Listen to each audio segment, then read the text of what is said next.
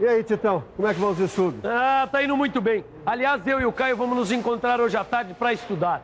Eu acredito que a gente já sabe tudo sobre desenhos com partes oblíquas e elementos oblíquos.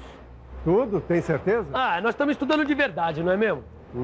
Mas sempre aparece uma coisa nova que a gente pode aprender. Ah, não vai me dizer que tem alguma coisa sobre peças com partes oblíquas que eu ainda não sei. Que tem. Mas não se preocupe que esse é o assunto da nossa teleaula de hoje. Na teleaula de hoje você vai aprender o que é uma projeção com rotação e vai aprender também como imaginar a rotação da parte e dos elementos oblíquos e a rotação com representação em cortes. Bom, então me fala logo sobre esse assunto, porque eu quero conseguir estudar com o Caio hoje à tarde. Dá uma olhada aqui nesses desenhos.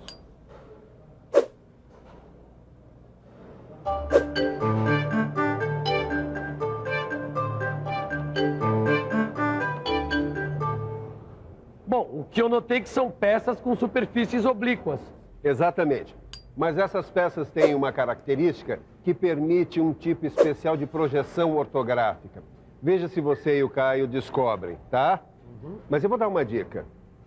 Projeção com rotação. Projeção com rotação?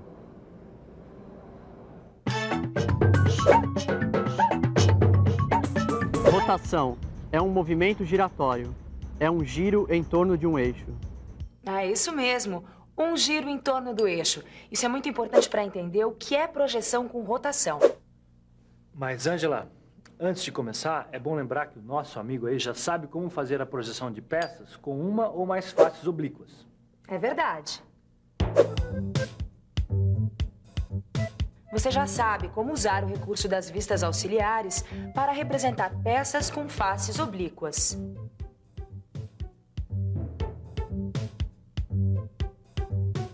A projeção com rotação é um outro tipo especial de projeção ortográfica. É uma convenção para representar superfícies oblíquas em relação aos planos de projeção, como esse modelo aqui. Se ele fosse representado numa projeção ortográfica normal, aconteceria a distorção e o encurtamento numa das vistas. Miguel, não seria melhor mostrar como ficaria? É pra já. Esta é a peça em perspectiva, um tipo de braço de comando que apresenta uma parte oblíqua.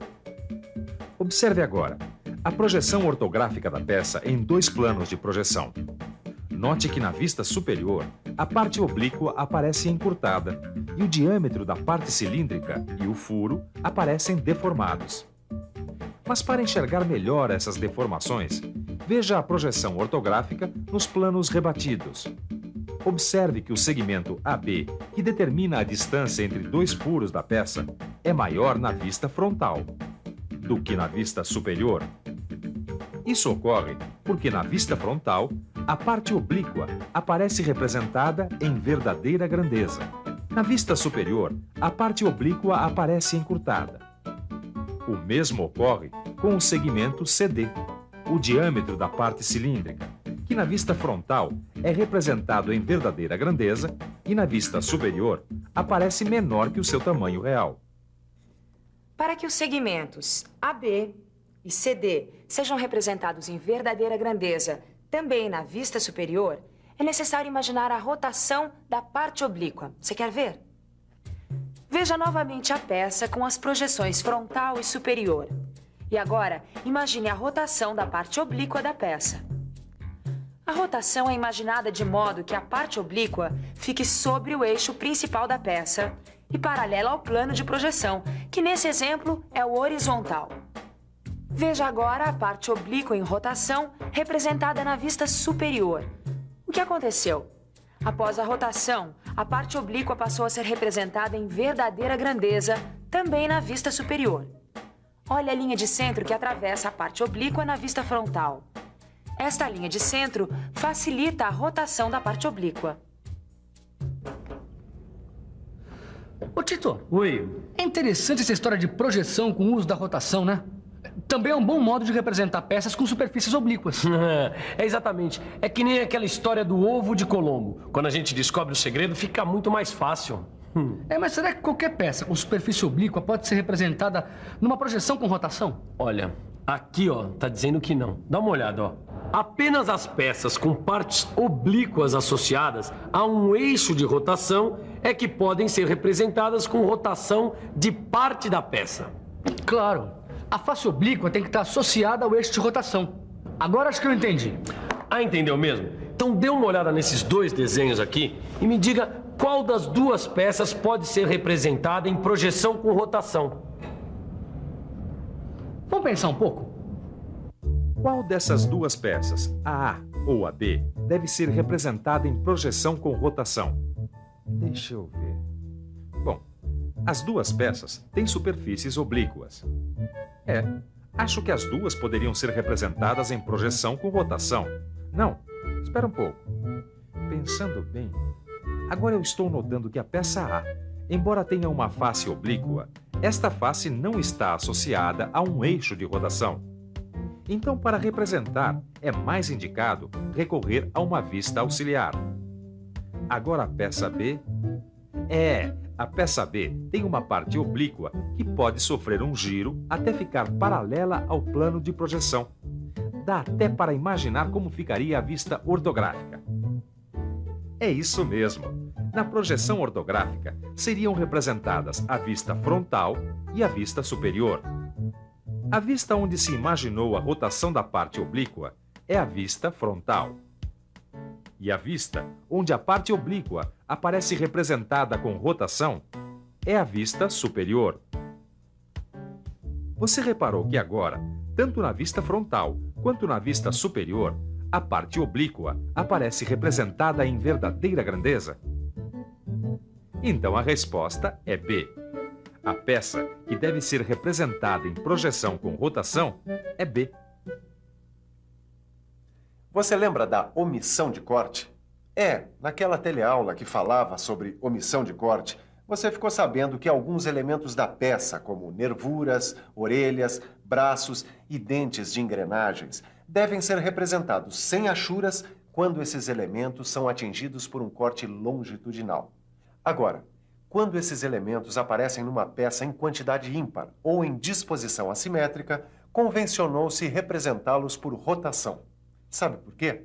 Dá uma olhada neste desenho. Me pediram para fazer essa peça aqui. É uma peça com 3 nervuras que estão indicadas aqui como A, B e C. Tá vendo? Você notou que as nervuras A e C estão oblíquas em relação a um plano imaginário que segue a direção da nervura B? Agora, olha só a projeção ortográfica que me mandaram fazer da peça. Na verdade, essas projeções não estão erradas. Trata-se de uma projeção ortográfica normal. Então, o que é que acontece? A interpretação das posições das nervuras na vista superior não oferece qualquer dificuldade. Mas repare que a interpretação da nervura C fica prejudicada na vista frontal. Nesta vista, a nervura C aparece representada com deformação. Olha aqui. Além disso, a projeção da nervura A coincide com a projeção da nervura C na vista frontal. E o que se poderia fazer para facilitar a interpretação do desenho e representar a nervura C em sua verdadeira grandeza? Eu acho que você já sabe a resposta. Imaginando-se que a nervura C sofre uma rotação. Desse modo. Imagine que a nervura C vai sofrer uma rotação neste sentido. Ela vai ficar na mesma direção da nervura B. Veja o que acontece quando se imagina que a nervura C sofre uma rotação. Com a rotação da nervura C, sua representação fica em verdadeira grandeza na vista frontal. Agora sim, dá só uma olhada aqui. Com a rotação, fica melhor para interpretar esse desenho, você não acha? É sempre mais fácil interpretar um desenho quando seus elementos estão representados em verdadeira grandeza. Verdadeira grandeza? É esse o segredo. Quando uma peça está em verdadeira grandeza, é muito mais fácil de interpretá-la. Parece fácil. Mas para imaginar uma projeção com rotação, é preciso uma certa prática. É, por isso que nós estamos aqui estudando. Ah, é? Já que você está com essa vontade toda, como é que você faria com essa peça aqui? Bom, deixa eu dar uma olhada aqui. É uma peça com 3 orelhas. Acho que é um caso parecido com o que nós estudamos. Acho que aqui deveria haver uma rotação da orelha C. Para representar a orelha C em verdadeira grandeza, eu vou imaginar a sua rotação na vista superior. Com a rotação da orelha, a representação na vista frontal fica em verdadeira grandeza. Olha só. Você tá ficando fera em projeção com rotação, hein, Tito? Quando a gente descobre o mecanismo, fica fácil. Quando uma peça tem partes oblíquas associadas a um eixo de rotação, ou quando elementos aparecem numa peça em quantidade ímpar ou em disposição assimétrica, aí fica muito mais fácil para imaginar a projeção com rotação. Mas e numa representação com corte? Como assim? Como é que você imagina uma rotação em representação com corte? Ih, meu amigo, agora você me pegou, cara. A rotação em representação com corte, na verdade, segue os mesmos princípios do que você viu até agora. Mas é sempre bom ver alguns desenhos para entender melhor, né? Miguel, você não quer pegar aqueles desenhos com rotação em representação com corte? Tô aqui nessa pasta. Vamos lá. Dá só uma olhada nesse desenho aqui. É uma polia com braços, que estão indicados pelas letras A, B e C. Agora, olha esse outro desenho. É a perspectiva da mesma polia em corte. Repare que o braço C está oblíquo em relação ao eixo da peça. Agora vamos tentar imaginar como ficaria essa peça em corte, representada em projeção ortográfica normal. Veja, uma vez que o observador está vendo a peça de frente, a vista frontal será representada em verdadeira grandeza. Já na vista lateral, atingida pelo corte, o braço C não será representado em verdadeira grandeza. Imagine agora que o braço C da polia sofreu uma rotação em torno do eixo da peça, até ficar paralelo ao plano de projeção lateral. Viu só? Agora o braço C também será representado em verdadeira grandeza na vista lateral. No desenho técnico, não há necessidade de indicar onde a rotação do elemento foi imaginada. Assim, no caso desta peça, a vista frontal e a vista lateral esquerda são representadas deste modo. Angela, você não acha que para fixar mesmo esse assunto de projeção com rotação, é melhor a gente mostrar um outro exemplo? Você sabe que meu lema é mostrar em vez de contar. Então vamos lá. Eu tenho aqui uma peça com dois tipos de elementos em número ímpar. Nervuras e furos. Nervuras e furos. Mostra, então. Olha, aqui a perspectiva da peça. E agora a perspectiva da mesma peça em corte. Preste atenção agora na projeção ortográfica normal da peça em corte. O mesmo problema de sempre. A nervura C foi representada deformada na vista frontal e o furo D não foi representado também na vista frontal. E agora veja a projeção com rotação. Aqui se imaginou ao mesmo tempo a rotação dos dois elementos, a nervura C e o furo D. Com esta rotação, os dois elementos passaram a ser representados em verdadeira grandeza na vista frontal. Você notou que o raciocínio é sempre o mesmo. Fazer a rotação da parte oblíqua ou do elemento oblíquo associado a um eixo, de forma a mostrá-lo em verdadeira grandeza.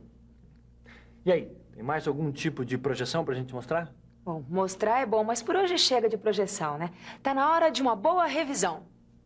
E atenção, se liga aí que é a hora da revisão.